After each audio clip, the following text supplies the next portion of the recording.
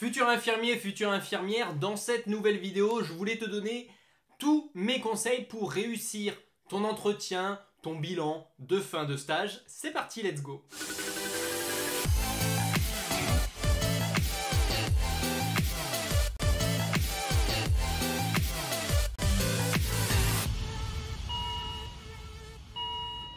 Yes, alors le bilan de mi-stage et de fin de stage, c'est quand même un moment important pour chacun des stages, hein. C'est là qu'on valide notamment les objectifs. Et donc je voulais faire une vidéo sur ce sujet pour vous donner quelques conseils, mon ressenti, etc. Donc c'est parti. Alors l'objectif de cet entretien de mi-stage et de fin de stage qui se déroule avec une personne de l'IFSI, hein, votre encadrant formateur et votre tuteur de stage, généralement 3 personnes, pas plus, à moins que d'autres soient invités.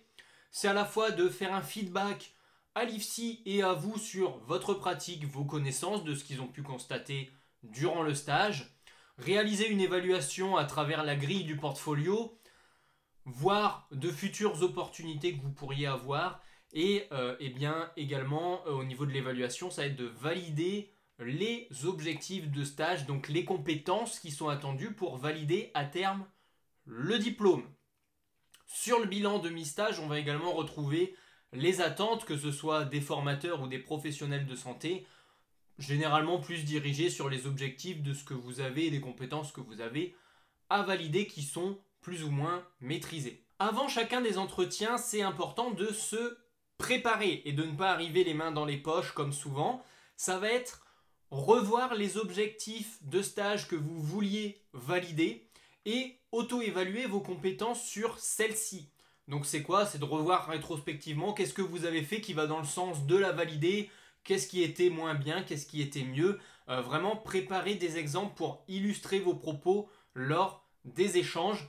Vous pouvez également anticiper lors de cette préparation les questions potentielles qui pourront vous être posées et y trouver des réponses. Pendant l'entretien, alors c'est important, votre présentation personnelle, hein, tenue vestimentaire, langage corporel, contact visuel, hein, regardez les personnes avec qui vous parlez, l'écoute active et de répondre de manière simple et concise, de savoir ce que vous dites, vraiment d'être également confiant.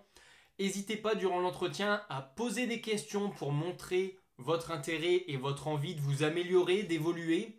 Lorsqu'on vous fait une critique constructive, montrez que vous l'acceptez, que vous êtes prêt aussi à évoluer. Maintenant, les erreurs à éviter durant l'entretien de mi-stage et de fin de stage.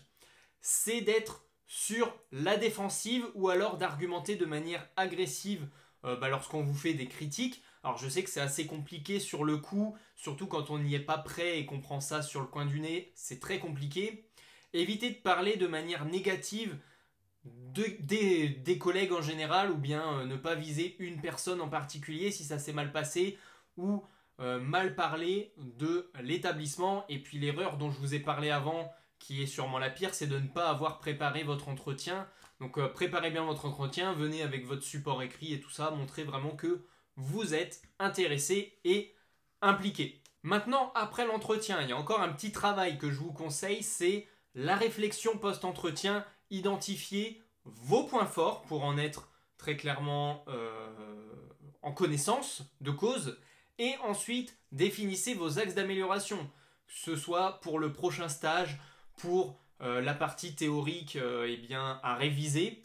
Prenez note vraiment de tous les feedbacks, donc tous les retours que vous avez reçus pour les intégrer dans votre pratique.